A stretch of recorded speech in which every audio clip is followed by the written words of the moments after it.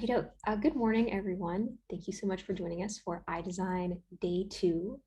We are CIDSA at the University of Houston, and we are so pleased to welcome you to our conference this year. So at this time, I'm going to pass it over to Akanksha, who's going to be introducing our speaker for the morning. Akanksha, over to you. Good morning, guys. Welcome to day 2.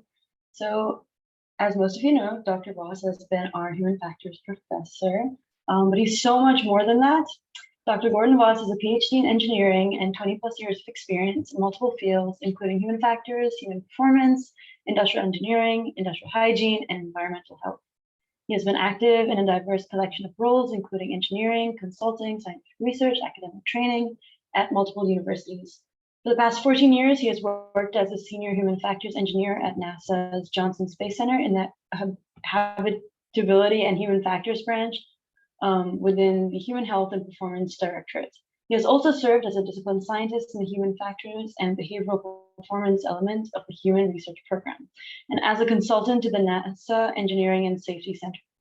He has been funded principal and investigator, receiving a significant grant from the HRP to develop a tool for the real-time assessment of net habitable volume for spacecraft and habitat design, and has also developed multiple programs for the statistical analysis of human performance, human factors, and industrial hygiene data.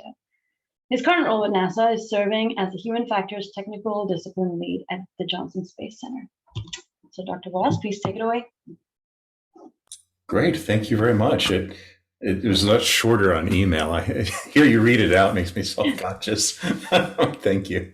I've actually had many of you as students in the past, and I see a lot of familiar names and faces and thumbnails. Not everyone has their face being shared or anything like that. Make sure my microphone's working good. You can hear me loud and clear. Everything's fine, not too loud. Okay, great. So I was invited to present to y'all today. I'll share what I can about what I do. Fortunately, NASA being a civilian group agency, we can talk about almost everything. But what I can't go into is like current day-to-day kinds of things I'm involved in, because a lot of that is involved in contracts, and it's not like it's top secret stuff. It's just there are companies involved, intellectual property, proprietary data, all of that sort of thing. And there are some security concerns. But so what I can talk about is, in general, things that we've gotten through our export control process, which means it's publicly viewable. And there's some pictures there. There's some lists of things that we've done that I can share. And I do have some older presentation materials that I can bring up if y'all want to see that. So I'll start sharing my screen. Hopefully this will work out without any trouble. And I'll probably, let's see here. I'll just share the whole screen. That's probably the easiest way to go. Okay, so this website, this is a link. I can actually put this in the chat. Let me do that real quick. I'm going to paste this in there. So this is on the publicly facing nasa.gov website. And it's got a lot of things that are not design or architecture or human factors on it. It's just kind of generally speaking at Johnson Space Center, what are the capabilities of our engineering groups and our design groups and the different things that we do. And you might wonder, why does a government agency have a kind of capabilities page like this? Well, we like to subcontract too. So we do work with the FAA, we do work with private companies, we do work with other agencies, Homeland Security, DoD, all that kind of stuff. And this is kind of our sales page for when we want to do consulting work or collaborations with other teams. And we do that with groups like Microsoft and Intel and other private companies as well, Facebook, Instagram, TikTok. We've actually worked with all of those before, like our public affairs group and stuff. And we also build a lot of collaborations that way. So I could very easily end up off on a tangent if I spend too much time talking about. So I'll just focus on what might be relevant to you and your interests. I guess I'm trying to figure out if I should give any kind of background on NASA as a whole. Actually, I imagine y'all are pretty familiar with it, being in the space architecture group and the design group. I will say some people don't realize just how many different things NASA does. Of course, there are the very commonly known things like the space station, International Space Station, and our probes like Voyager and the Mars rovers, and the recent helicopter Ingenuity, and our lunar reconnaissance orbiter, all of those sorts of things. We also do a lot of weather monitoring. NOAA, National Oceanographic and Aeronautics Association, if I'm not mistaken. I don't do much of them. But even within the core group of NASA, we have 10 different centers across the country. And Johnson Space Center is kind of the human spaceflight center. So this is where most of our design and engineering work takes place for human spacecraft. And we have different organizations within Johnson Space Center. We have an engineering directorate. We have a human health and performance directorate. We have an operations directorate. And each of these different directorates have things they focus on. So interestingly enough, our space architecture and industrial design activities are in the human health and performance directorate, not the engineering directorate. Though we collaborate a lot with them, and we are jointly working on many, many projects. The reason behind that is kind of old history. Things used to be organized differently, and kind of like in the university environment, sometimes you'll find a program that's in a different college and department than you might expect. Same sort of thing happened here over the past 50 years or so. But we do have a Center for Design and Space Architecture, CDSA. You may have heard of it. We've actually employed several former graduates of the UH Space Architecture and Industrial Design group over there. We have, I believe, one young lady that's currently working with us that came through the U of H group. And historically, I've tallied off, in the past 14 years I've been doing this with both U of H and NASA, I think 12 different graduates that we've brought through. So there's definitely a pathway there if you're interested. And so the Center for Design and Space Architecture is what it's called today. It used to be called our Habitability and Design Center.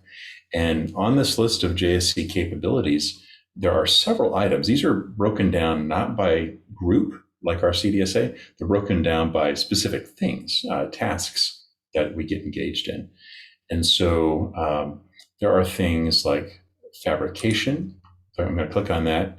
It'll bring up a kind of an advertising flyer, if you will, on fabrication. And it talks about some of the things that we do. These are kind of more of the lines of prototyping, larger scale fabrication. If I go back, we also have other things like habitability systems. This is more along the lines of designing soft goods or specific components that might go on a larger vehicle or environment. For instance, you see here the sleeping bag for the crew quarters on the space station, and you can actually see the crew accommodations, window coverings and things. And so our groups have been involved in prototyping that, in manufacturing them, and actually flying them on orbit, and then getting feedback after the fact on what worked well and what didn't. And so, that kind of continuous improvement cycle that we talk about in design in general, where you always want to, not only do your upfront user testing and evaluation and then, actually go through proof of concept and produce something, but then get that feedback, the operational feedback for version 2.0, if you will. And so we do a lot of that kind of stuff. And I'll spend some more time on some of these, talking in more detail. In fact, let me bring up some specific flyers. So let me see if I can make these a little larger here. So let me see. So this is actually the flyer for our Habitability Design and Space Architecture group, the Center for Design and Space Architecture. So I don't know if y'all have seen this or if y'all have had any interaction with them. We have a few folks that run this. On the contractor side, we have Brett Montoya, and we also, on the civil service side, we have Robert Howard and Mei-Jin Chen. And essentially what they do is, when we have a group like the HLS program, the Human Landing System, or the Lunar Terrain Vehicle, the LTV, which is kind of the new Lunar Rover program, they will come to our CDSA group and ask them, we have some ideas for what we want this thing to do. can you prototype and develop some concepts for how it might look or how you might structure this? And they'll probably have a few engineering requirements that they bring to the CDSA. It can't have more than a certain amount of mass. It's going to need to be something that people occupy for, anywhere from an hour up to maybe a couple of days if there's something wrong with the spacecraft and they have to shelter in this lunar rover for a while. They might have information regarding, does it need to have a waste management system, like an RV potty, kind of thing. What are the other capabilities it needs to meet? And so our CDSA group will then sit down and, just like you do, they'll sketch out some things. They'll come up with a number of different ideas. They'll iterate with the customer, which might be engineering, it might be operations, it might be a number of different groups. And based on those sketches, they'll get some feedback, and then they'll go in and actually do some CAD modeling and some renders and bring that back. It's the same process that you're learning in school. They use the exact same methods and the same kind of design cycle. And eventually it'll get to a point where they're ready to, build something, functional perhaps, like a medium fidelity mock-up or prototype. And what you'll see here, this image here at the top, I wish it was a little bit better resolution, is the inside of what we call the habitable airlock. It's over in Building 29 at Johnson Space Center. Let me see if I can get an annotation tool here through Zoom. Let me see. So over here, you can see I'm circling some hand controllers that are mounted to a counter. There's kind of a work surface here, okay? And then what you can't see is a bank of monitors that's up above here. And so this is actually a robotics workstation where they would drive a lunar rover or something like that, or pilot an arm, like a robotic systems arm or something along those lines. Separately over on this side here, you have a number of different functional, just kind of renders that have been printed and stuck on poster board, meant to emulate different interfaces for testing or scientific equipment. And there's a counter space here, which has a laptop and a mouse and some other things. And so it's kind of a multi-purpose work surface area. Here you have, I believe this is a docking hatch. So you might have a capsule or another, some other type of, habitat on the other side. I'm not really sure the way they were designing this, what the intent for that was. Off over here, out of sight, there's actually something that would be more of an emulation of the actual lunar rover. And it had a pressurized cabin and everything that was initially developed like 12 years ago. It's evolved over time. So let me see, do we have some pictures of that down here? We also use virtual reality. That's something that we've been getting into more and more lately. We have a virtual reality laboratory. Let me see, is there a picture of that down here? Yeah, we do. Okay. So our visualization lab right here is one of these large open spaces. We call it a high bay environment, where it's, maybe a 60 or 80 foot ceiling, kind of like a hangar, but smaller than a hangar. You wouldn't actually be able to put a real airplane in here. And we have some space frame gantry kind of materials that's set up. And on those, we have a number of HTV Vive Pro 2, I believe we're using now. We have a number of the different monitoring base station units. And we have a workstation here that's actually driving the virtual reality system. We have a separate office environment where our team would sit to actually develop the virtual reality models. And, I believe we're using the Unreal Engine for that right now. And so this is kind of a hot spot for current activity, something we're trying to build as a capability. Historically, virtual reality, it's been around for a long time. People are sometimes surprised that, NASA was doing virtual reality research back in the 1980s, but it was very different than what we have today. Headsets were counterbalanced. They weighed like 60 pounds. So you had to have, a support system that held it in the right position on your head and everything. Very, very different than what we have today. Now, with like a Vive 2 Pro, Vive Pro 2, I forget which it is. And if you have the wireless capability, we actually would put a tether. You can see here, there's this little red hanging bag here. I believe that's our umbilical that we use, that we would clip that onto the back of somebody. They put a little belt on, like a weight belt, and has a little carabiner on the back, and we clip them onto it so they can't walk outside of the confines of the environment that we have for them. And so this right there that I've highlighted in red, this other one, these are two different areas that we would use. And so we can run two people at the same time, and they could actually be in the same virtual reality sim at the same time, seeing an avatar of each other. So it's really kind of a neat capability. It's a little bit, upscale from what you might see people using in their own home. We've tried to make it something that we can use for scientific research and for design. So it's been really helpful. We're currently using it on the Gateway program. We're using it on the HLS program. We're using it for the Lunar Terrain Vehicle, the LTV rover. It's really, really cool stuff. And I will say that, it's really focused on the prototyping aspect. There's another thing that we get into after we have a design where we have to verify that it meets requirements. We're not really yet ready to use virtual reality for verification of the design, validation of the design, just for development and design. Here we also have an image here of building 14. We have a fabrication shop. We have a full workshop in there. We have two different CNC machines, a larger one and a smaller one. We have multiple lathes, both set up for metal or for wood if necessary. We have a small printer, a 3D printer that we can use for generating different components, polymer, plastics, those sorts of things.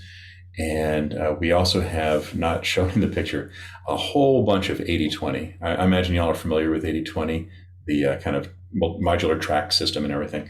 We have entire rows and rows of pallets loaded up with different 80/20 bits. And we have both, I think most of our 80/20 is set up for metric components. I think we had some SAE ones that were older.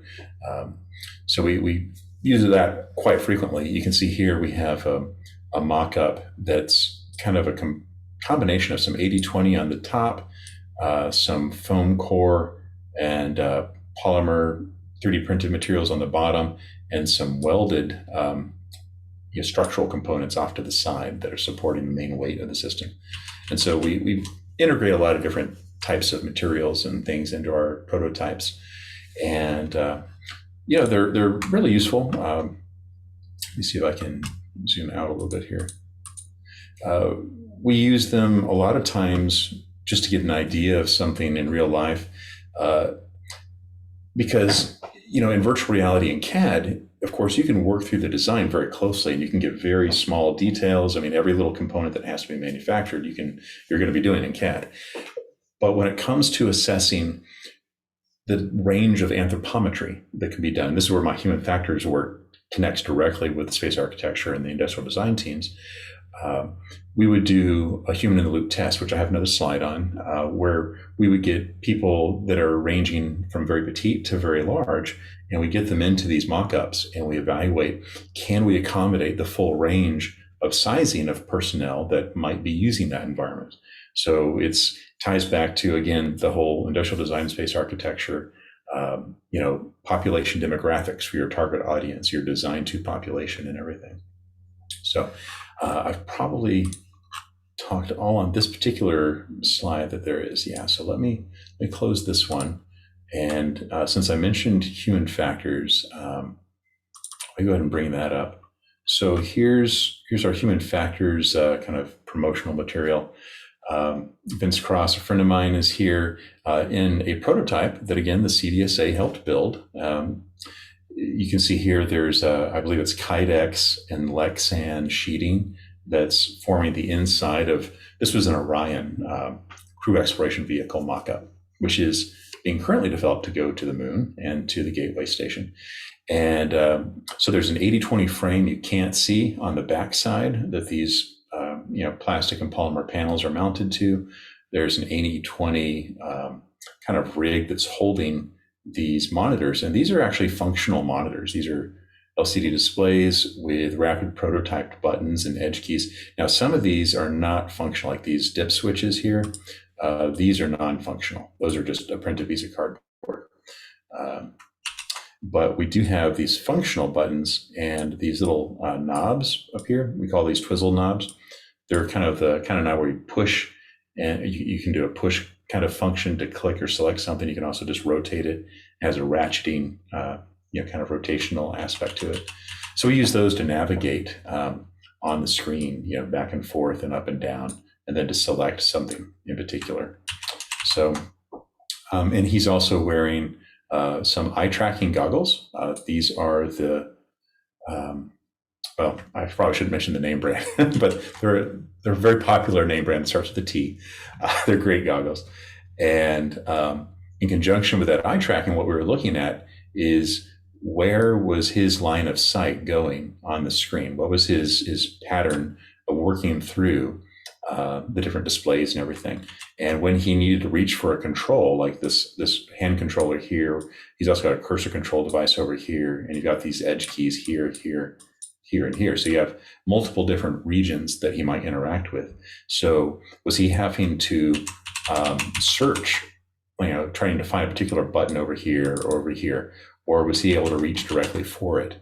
If we see his eyes, darting all over the place looking for something and then finally settling, on a heat map on that one particular location, we can tell if maybe the layout is intuitive or not, and if we need to change that layout or maybe do better on the training materials. So a lot of different interconnected things that we do. He's also wearing a device that's measuring his brain activity, which sounds kind of Big Brother perhaps, but there's a particular location right here on your forehead where when you are stressed or under a high mental workload, a cognitive workload, that particular location, we put what's called an FNIRS sensor there. It's basically infrared LED that shines at a wavelength that actually penetrates through your skin and your skull and bounces off of the brain cells there, the neurons, and it measures how hard they're working. Technically, the way it does it is through measuring how much glucose and their metabolic rate, all that kind of stuff. It gets complicated real fast, but FNIRS is functional near infrared spectroscopy. And it's a really cool way, very low cost, by the way. This is not expensive. This is actually a Wi-Fi enabled device. He's wearing it on a beanie, and we're able to measure his cognitive workload to a certain degree. And so that combined with the eye tracking and the prototyping, all of it meshes together. So our industrial design group, our space architecture group, which are really one and the same, along with our virtual reality folks, which are also in that group, and our human factors people, which are part of my group, we all work day to day. Every single project that we do, we're completely intertwined. And that's why, shameless plug for my human factors class that most of you have already taken, that's why, I feel so passionately about the interconnection between human factors and design, and why I love teaching to your programs. It's just, it's what we do daily, and I see the benefits of it every day as well. So let me get the mouse here again. That's really kind of a brief picture. We also have this. Do I have more pictures here? Yeah, I do. Okay. So this is a picture from a human in the loop evaluation. This is, again, where our design people and our human factors and our architecture people work together.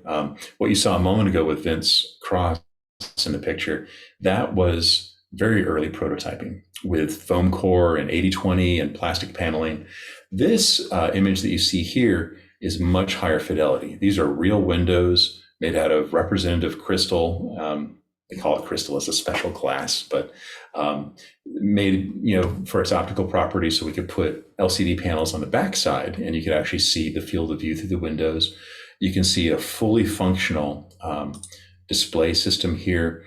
Now, at this point, our design people would be working with an engineering firm to have this manufactured, because we're not expecting our design people to do a lot of soldering and actually manufacturing this level of detail. So they would take their prototypes, share it with someone else who's specialized in electronics manufacturing. They take a few weeks or a month, and they would come back with this as a product. And our design team would make sure that it meets their specifications, all of that kind of stuff. The technical nitty-gritty stuff has to be ironed out, make sure it is what they wanted it to be. And separately, we would have people working on displays on the software side, making sure that the hardware and the computer guts that drive these systems are properly built and actually can render and show everything that needs to be done. All the little details, like these little cages right here, this is a translational hand controller.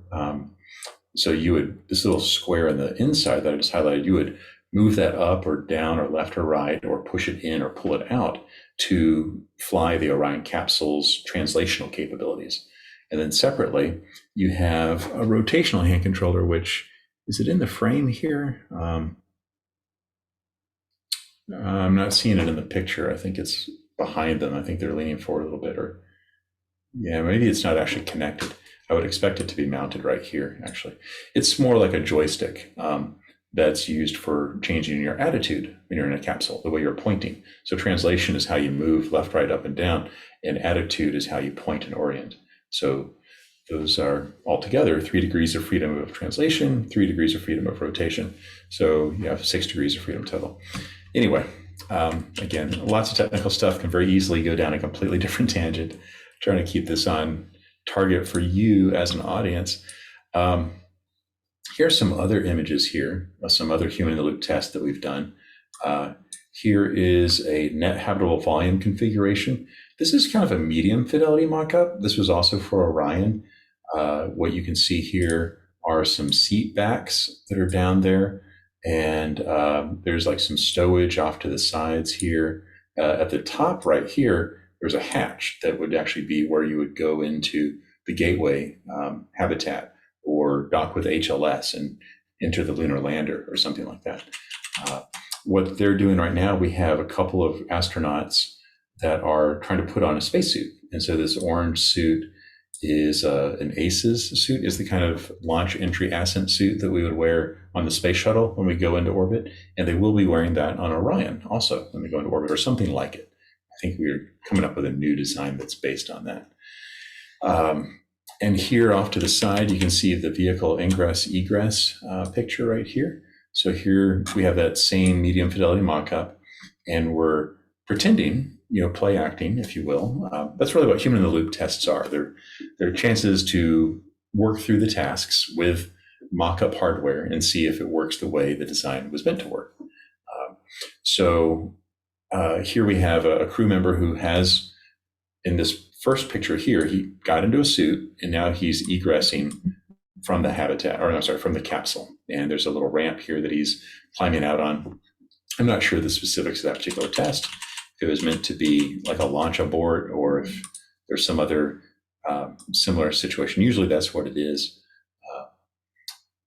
After Apollo 1, which I won't go into details of, you probably know about that, how we lost 3 crew back in, I think it was 1960.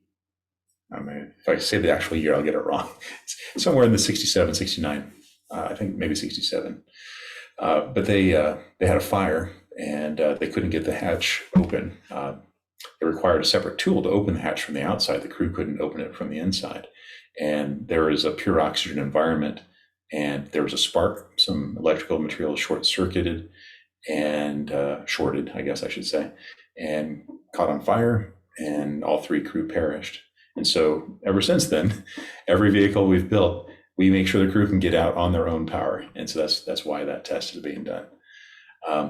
Here's another low fidelity mock-up. This is a low fidelity mock-up with some medium fidelity displays where you can see the seat is kind of medium fidelity, and the displays are medium fidelity. This is actually it has a shoulder bolster that's representative here, has a neck and head support, the back, the actual armature that's holding the seat pan and the leg pan. All of those are pretty medium or high-ish fidelity. That's actually cut metal and everything, but it's just in an open environment. Just assessing the seat and the placement of controls. Close that one. And some other things that we do, I'm going to need to move the video around a little bit here.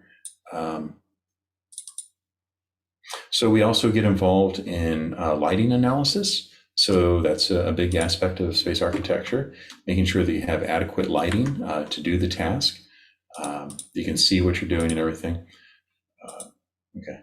So we have a group called the LEDF, the Lighting and Environmental Test Facility. And so let's see if there's some pictures. The buttons, or I'm sorry, the bullets here are kind of dry. We do radiance testing. We look at luminosity. We look at, basically the interaction of the lighting parameters with the CAD model and everything. A number of different tools that we use for measuring spectral radiance, irradiance, luminance, illuminance, colorimetry, spectral reflectance, and multi-angle reflectance. I mentioned some of those in my lectures, not all of them. So again, very technical stuff, probably out of scope for this particular presentation.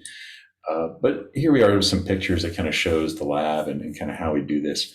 You can see here there's a luminance monitor. I believe that actually is the spectral irradiance one. Yeah, being held, and they're looking at the light intensity distribution. So LEDs are fairly directional, you may realize. And so they function very differently from traditional fluorescent or incandescent bulbs. With an incandescent or fluorescent bulb, you have full you have like a point source or a cylindrical source if you're talking a fluorescent tube, and it emanates in a full 360 degrees. And the way it falls off in intensity follows the inverse square law, 1/pi squared essentially. And it's important when we transition to LEDs that we think about that from a design perspective, because most people that are used to working with incandescents have had to retrain their minds a little bit when you use an LED system. How do you select the appropriate diffusion or luminaire or whatever is necessary to make sure that it's not just a point on a wall, that you have more of that diffuse and ambient kind of lighting, if that's what you need. If you need task lighting, of course, you can focus it. And so, we retrofitted the entire space station from fluorescent tubes to LED lights. And so this was a big deal for us. We actually had a lot of problems with that over the past 20 years or so. Spectral radiometric analysis. This gets at more of the color distribution, color rendering, indices, those sorts of things, daylight accuracy, which is not too big of a deal most of the time on Earth. You're probably familiar with daylight rendering indices and color rendering indices, and there's numerous different ways of assessing that, different protocols and standards internationally. But essentially, if you have something, an object, I'll hold up my water bottle here, which will ghost in and out of the frame. It's mostly black with a white cap. But what if I needed something like a warning label to be yellow with red text or something, and that yellow had to be a specific shade of yellow so it wasn't confused with something else? Well, if I was in a room that was lit by a red light bulb, it would look very different than if it was in a natural white light. And that's a very extreme example, but sometimes you might have a couple of different wires. You've probably seen movies where there's a bomb that needs to be diffused, and there's a red wire and a blue wire and a green wire and an orange wire. Well, if you have a perfectly white light, you can tell and discriminate what those are. But if you have a light that's slightly skewed into the blue range or the red range, well, the orange and the red and the yellow wires might kind of look all the same color. And likewise, blue and green and purple might kind of blend together under a blue shifted light environment. So if they're not diffusing bombs on the space station, thank goodness, but they do need to work with things. They need to repair things. They need to take the front covers off of rack systems and get at the wiring behind it and rewire things. They've had to resolder things, clip wires and resolder in extensions and things like that. So when they're doing that, they very much need that color accuracy. So it's more than just a technical exercise. It's more than just make work. It's actually something we've had problems with and need to make sure we're doing. Here's some other lighting environment pictures. Here we have a controlled light level test. It's just a blacked out room. It's very, very dark in there. In fact, if the lights aren't on, you can't see a thing. It's pitch black. And it's at the end of this tunnel in this image right here. This is our Building 14 tunnel. It's half underground. It floods during every hurricane that we get. So you'll notice there's not a lot of computer equipment in here. because we've lost things in the past. But it is where our machine shop is, and at the end of the tunnel down here is where the lighting lab, this kind of blacked out environment, is actually down there at the end of that tunnel. So you have to walk like a half mile. It's like a scene from a movie in a government facility. You have to walk like a quarter mile in a building to get to something. It's really kind of surreal. Pretty neat experience, actually. All right, so that was that one. Let me see how am I doing on time. Oh, wow. I already chewed through 37 minutes. I'm sorry. I'm used to lecturing to y'all for like 2 hours. Let me bring up, instead of more of these flyers, by the way, are all posted here. So if I go down to, see, design, development, and test, let's see, if I go to, I showed you habitability systems already, model simulation and software. Let's see if I click on this one. This is something we also touch base on from the design side. I won't read this to you, but feel free to go back and look at these in detail. Human rated testing. This is something that again, we do a lot. A lot of our human in the loop tests and our prototypes are used in human rating things to make sure that they get certified for flight. So you can see these are some very high fidelity mock-ups, suits and environments, hatches and things like that. So this is kind of like next level kind of stuff. But it starts with our design team and our architecture team. They come up with the prototypes. And so it goes from there all the way to, functional hardware and testing. Vacuum testing.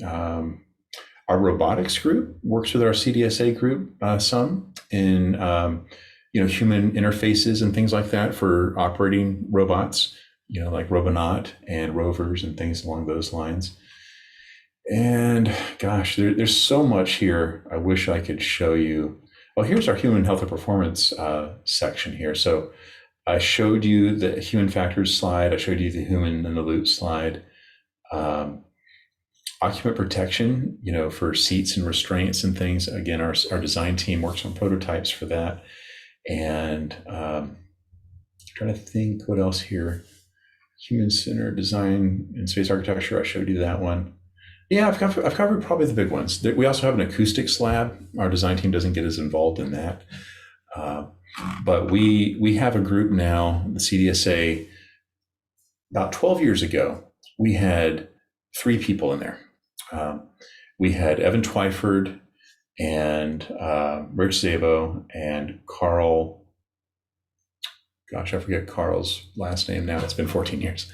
But Carl and Evan both taught here at U of H. They were, I believe, Evan Twyford was teaching sketching or something along those lines, and Carl was, I think, teaching 3D rendering or something.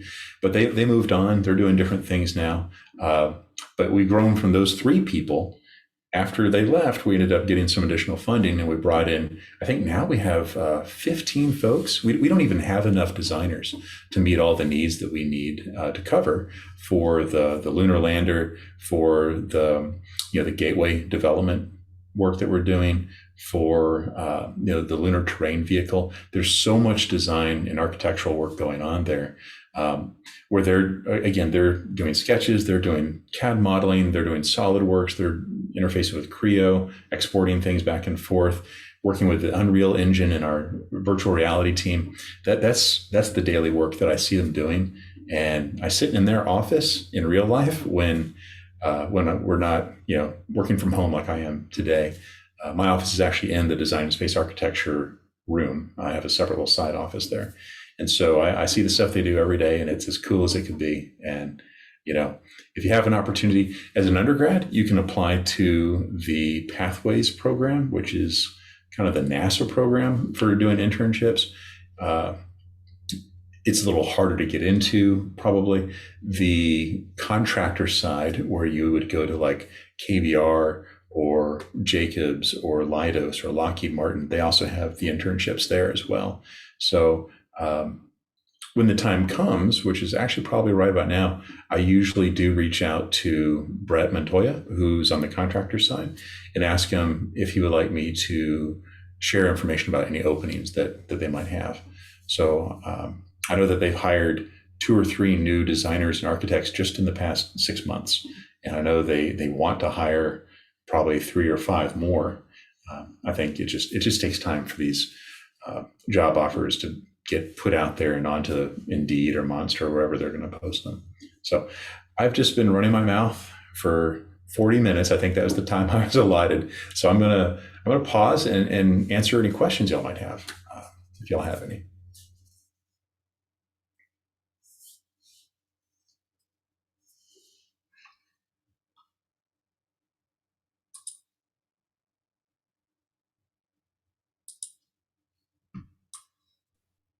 Hey, Dr. Voss, this is Elliot.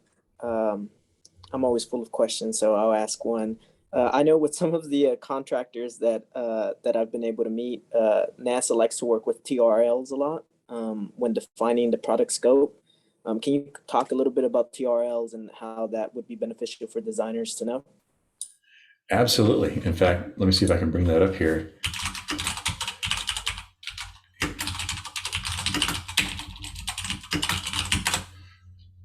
All right, technology readiness levels, TRLs. Okay, so here's another, I'll post this in the chat. Let's see, where's my chat window? So, all right. So NASA uses technology readiness levels to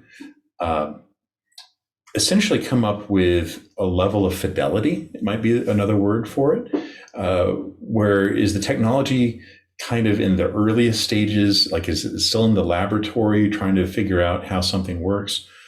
Has it gone up to the level of like some academic testing, some prototype work, or has it gone all the way through verifications and certifications and it's fully available for operational use today? And so that's the technology readiness level tree. And so if I click on this, this is, let me zoom out a little bit so I can get all 9 of them in there. It's a 9-step scale. So at the very bottom is TRL 1. So this would be like a theoretical concept. Maybe you've done a research test in a laboratory, but nothing's really progressed past that. Technology level 2 is you have the concept and the application formulated. So you've got technology 1, again, readiness level 1 is kind of that first principles work. 2, you have maybe an application in mind and maybe a concept for it, but again, you haven't really gone through and developed it. Technology readiness level 3, you actually have some proof of concept work that's been done. Maybe you've published some experimental results. Technology readiness level 4, you actually have some validation. It says here component or breadboard validation. That means that it's something that's been repeated, maybe within your group or by different groups globally. Ideally, what we like to see with that is different independent academic institutions have tested it, or different research laboratories have tested it and proven that this is a sound technology. 5 gets you up to the point where you've actually done some prototyping concept work in a relevant environment. So maybe it's already flown in space, or it's been on an airplane, or it's been in an environment like an architectural habitat or something like that, like a military container medical lab or something, that they would ship overseas or something.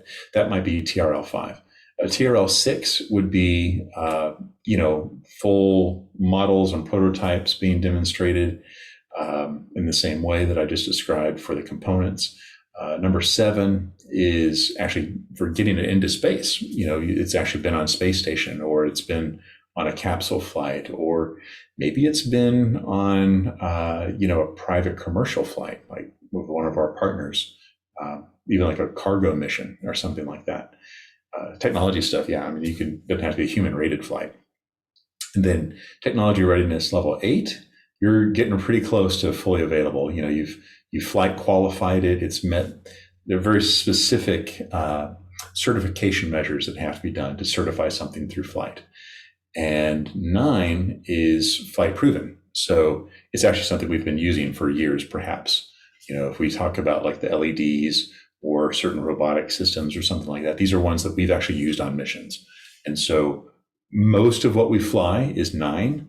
We fly a fair bit of 8s, and everything that becomes an 8 or 9 has to go through 7. So 7 is still being flown in space. It's just not fully vetted yet. It still has to go through some validation and verification. So the way that intersects with design is if you're going to come up with a concept for something, or let's say you're working on an architectural concept. I speak a lot about design. I want to make sure I bridge the gap with architecture as well on a regular basis. So let's say you're working on the Lunar Terrain Vehicle, the LTV. Okay. So the design concepts might be individual components or aspects. The space architecture aspects might be like, if it's a larger, like an RV sized rover, you might have beds, you might have a bathroom, a commode, you might have a galley area, you might have these different situations. And so there's that intersection and interfacing of the design elements and the architectural elements that needs to be considered. And so, the individual components that you're using probably need to at least have been through TRL 6, okay? And we do that. We're using virtual reality, hypothetically, possibly, in some of these things in the future. We've actually flown a HoloLens on the space station. We've done some of the stuff where those VR and HoloLens, AR type technologies are not TRL 9. They may be like in a terrestrial environment, like in an oil and gas production type of environment. They might use HoloLens like as a TRL 9, if you will, not NASA TRL, but their TRL 9. But since it hasn't actually been used for operational work in space, we put it down there around the 6 or 7 range. So you can put that into a prototype. And over the course of the next 2 or 3 years, which is typically how long these programs or projects take, not talking about Orion, that's like 14 years now. But a lot of these systems, they're a little more rapid than that. We wanted to have the HLS, for instance. It was first out on contract in August of last year, 2020. We're hoping to have it on the moon by 2024. Now, probably more like 25 or 26. So, but still, that gives you time to ascend from level 6 or 7 up to 8 at least. And because there are opportunities for flight before you go to the moon. You could have your technology or a prototype flown on a zero gravity plane. You could have it flown on a suborbital flight. You could have it flown on a cargo mission, aspects of it at least. So there are opportunities for progressing. And ultimately, to go from an 8 or a 9, it just has to be selected for a mission. That's the way that happens. So I hope that kind of answers the question. So it's cool stuff. Yeah. What else do y'all have? Okay, we have time for one more quick question to wrap up the session. Anybody has anything else?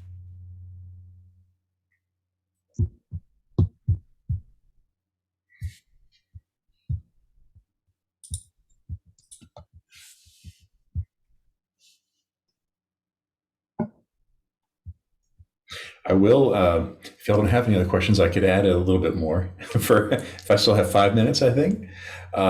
So some of you who have come through, not this particular participant list, but some of our space architecture and industrial design students that have come through NASA, I can tell you the sorts of things that they've ended up working on. So one of them, he ended up getting, and I'm not going to mention names because I don't know if they want me to share their personal information, but at a high level, I know one of them got a job for Boeing. This was about 4 years ago, working on the CST-100 Starliner project, and he did a great job. He worked with them. He, I think, had his master's in space architecture, and his bachelor's was an engineering degree, if I'm not mistaken. And so what he ended up doing was the human factors work actually for Boeing, for part of that CST-100 work. So he went in at the entry level with his master's in space architecture, and he was basically interfacing with us on the NASA side. He was Boeing, we were NASA, and so I got to work with one of my former students that way. It was really cool. They would do human loop testing, looking at how the waste management system was containing odors. And I say waste management system, it is basically Ziploc bags and things, but how well did it do at containing odors from trash and other materials? We looked at other things as far as like the cockpit environment. And so he did a really good job on a number of different things. And then we actually hired him on the NASA side on a different contract with a different contractor. I think he went to work for Leidos. After doing Boeing for a year, he worked at Leidos for 2 years. And now I think he's off getting a PhD somewhere. But so that was one. We had a young lady who I think is still with our group, if I'm not mistaken. She was in industrial design and space architecture, if I'm not mistaken. And maybe she was just space architecture. I'm actually not sure. But she's worked with our group. She's still with us. It's been a good 3.5 years or so now. And she was one of my students. She took my intro and advanced human factors class. And she got to do a lot of 3D modeling and environment development, workspace design, and all that sort of work. And last I heard, she was still working on our team. I haven't seen her personally in about a year or so. With COVID, don't go on site very often these days. But and then, historically, we had a number of others, where they'd come through for maybe an internship for a few months, or they'd come through and they'd work here full time for a year or two. One thing that I do see, and this is more across careers and organizations, just the workspace today in general, and I'm sure you've probably heard this from your other faculty. Most people, their first job or two tends to be for a fairly limited time. You're kind of finding where you are most interested in, and NASA has a lot of cool factor to it. But you might be able to find a more lucrative financial career in other settings, maybe self-employed as a freelance designer or architect, or working for a larger firm or something. So we do get a lot of that, where people will come join us for a year or two and then go off to something that pays a little bit better. That's the only downside to our environment, is it's controlled to the average salary by contracts and things like that. So if you want to make on the high end of your field, this is a great place to get some experience, and then maybe you might be tempted, I guess, to go on to other pastures. I will say, the companies, like Boeing and Leidos and Lockheed Martin, Northrop Grumman, tend to pay more than the government itself does. The flip side of that is the government has really good benefits. So once you get to a certain point in your career, for instance, I just became a government employee 2 years ago. I was actually a contractor for 12 of the past 14 years. And I made the switch because I'm a little bit later in my career now. I'm 50 years old now, and stability means a little bit more to me right now than getting the highest possible salary I could get. So there's different decisions people make, but I will say the space and the government sector in general is a great place to get some really good foundational resume building experience and to do some cool stuff that you'll talk about the rest of your life probably. So, and I've worked other places like Dell, and I've done consulting with companies like Nintendo and stuff like that. And Microsoft tried to lure me away to work on the Xbox One years ago. And they do some cool stuff. And, when I worked at Dell, I had a lot of fun, a whole lot of fun. But, working here has a kind of a societal meaning to it also, like a lot of value. Have a lot of perception of contributing to something larger than myself and all that. So just some of my own personal reasons and thoughts on working here. Not really design or architecture focused, but just kind of career observational kind of stuff. So I think I'm out of time. It's 11:55. I think that's my limit. So thank you very much for the opportunity to talk to you today. Thank you for coming to talk to us. And thank you all for coming out. This concludes our first event of day 2. The recording for this will be up on our website, and don't forget, our next event will be happening at 1 p.m. It will be a panel. So yeah, thank you all. Thanks again, Dr. Voss. Thank you. Actually, before y'all go, we're going to take a group photo, if that's okay. So if everyone can turn on the cameras, and yeah. Awesome. All right, I'll do a quick countdown when everyone's ready. All right, 3, 2, 1, cheese.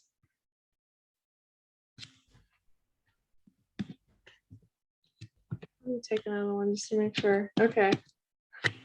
Thanks, guys. Awesome. Thank you so much, Dr. Voss. Everyone have a great day. Thank you. Thank you.